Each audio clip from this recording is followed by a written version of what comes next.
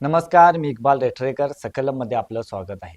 कोल्हापूर महापालिकेच्या परिवहन समितीच्या सभापती पदावरून राष्ट्रवादीचा पत्ता कट झाल्यानं त्याची जिल्ह्याच्या राजकारणात सध्या चर्चा सुरू आहे.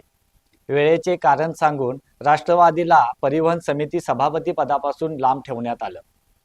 मात्र यामागे तशी राजकीय परिस्थिती निर्माण झाली होती की हे जाणीवपूर्वक घडवून आणलं गेलं, अशी शंकाही या निमित्ताने उपस्थित होत आहे.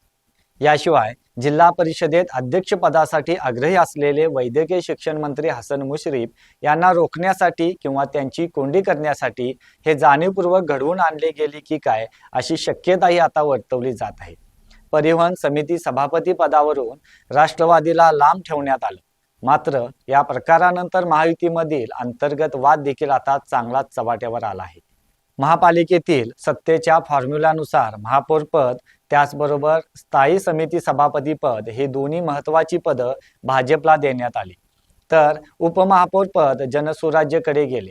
महिला व बालकल्याण समिती सभापती पद शिंदे सेनेला देण्याचा निर्णय झाला होता, तर किमान परिवहन समिती सभापती पद आपल्या वाट्याला यावे यासाठी राष्ट्रवादीकडून प्रयत्न सुरू होते. मुळातच उपमहापौर पदासाठी शिवसेनेचे सत्यजित जाधव आग्रही होते. मात्र उपमहापौर पदावर जनसुराज्यचे अक्षय जरग यांना संधी मिळाली. त्यामुळं परिवहन समिती सभापती पदासाठी सत्यजित जाधव यांनी आग्रह धरला होता. त्यामुळं परिवहन समिती सभापती पद सत्यजित जाधव यांना देण्याचा निर्णय देखील झाल्याचं सांगण्यात येत होतं. मग अचानकपणे राष्ट्रवादीला हे पद देण्याचा निर्णय कसा होईल, असा प्रश्नही उपस्थित होतो. त्यामुळं वेळेचे कारण सांगितलं जात असलं तरी यामागे अनेक राजकीय गणित दडली असल्याचं सांगितलं जात आहे. परिवहन सभापती पदासाठी राष्ट्रवादीने आग्रह धरल्यानं काही दिवसापासून महायुतीतील नेत्यांच्या बैठका सुरू होत्या. हा वाद उपमुख्यमंत्री एकनाथ शिंदे यांच्यापर्यंत पोहोचला होता. त्यामुळं मुंबईत उपमुख्यमंत्री शिंदे, राष्ट्रवादीचे नेते मंत्री हसन मुश्रीफ, भाजपचे नेते चंद्रकांत पाटील, त्याचबरोबर पालकमंत्री प्रकाश आंबेडकर, राज्य नियोजन मंडळाचे कार्यकारी अध्यक्ष आमदार राजेश क्षीरसागर यांच्यात बैठका झाल्या. त्यानुसार कोल्हापूरच्या परिवहन समिती सभापती पदावरून मुंबईमध्ये वरिष्ठ नेत्यामध्ये चर्चा सुरू होती. कधी शिवसेनेला तर कधी राष्ट्रवादीला परिवहन सभापती पद देण्याच्या हालचाली सुरू होत्या. मात्र शुक्रवारी दुपारी 3:15 शिवसेनेला परिवहन सभापती पद देण्याचा निर्णय झाल्याचं सांगण्यात आलं. त्यामुळं नाराज झालेले राष्ट्रवादीचे शहराध्यक्ष आदिल फरास घरी गेले. मात्र मुंबईतून पुन्हा राजकीय सूत्र हलवली गेली.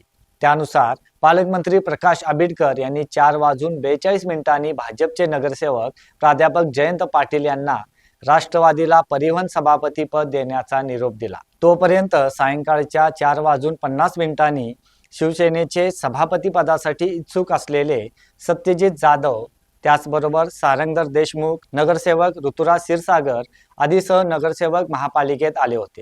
प्राध्यापक जयंत पाटील यांनी पुन्हा त्यांच्याशी चर्चा करून सायंकाळी 4:48 आदिल फरास यांना फोन करून राष्ट्रवादीच्या मानसी लोळगे यांचा उमेदवारी अर्ज दाखल करण्यासाठी महापालिकेत येण्यास सांगितले.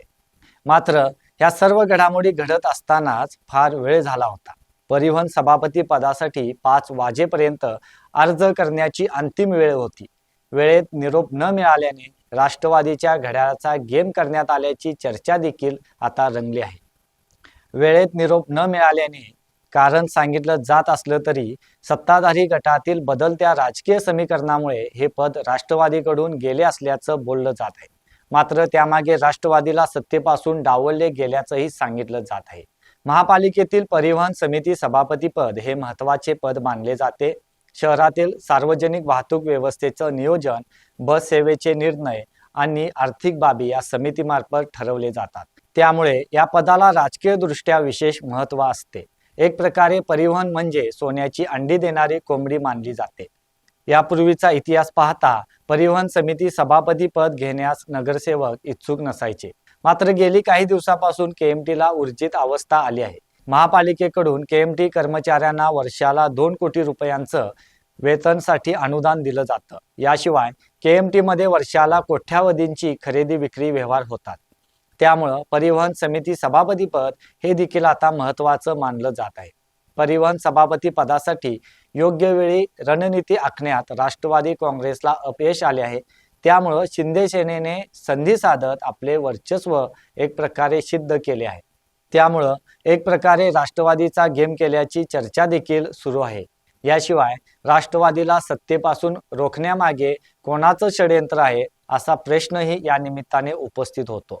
परिणामी सभापती पदापासून राष्ट्रवादीला लांब ठेवून राष्ट्रवादीचा पत्ता कट झाल्यानं त्याचे परिणाम आगामी काळात दिसण्याची शक्यता नाकारता येत नाही. याशिवाय या घडामोडीमुळे आगामी महापालिका राजकारणात नवे समीकरण तयार होण्याची शक्यता देखील व्यक्त केली जात आहे. धन्यवाद.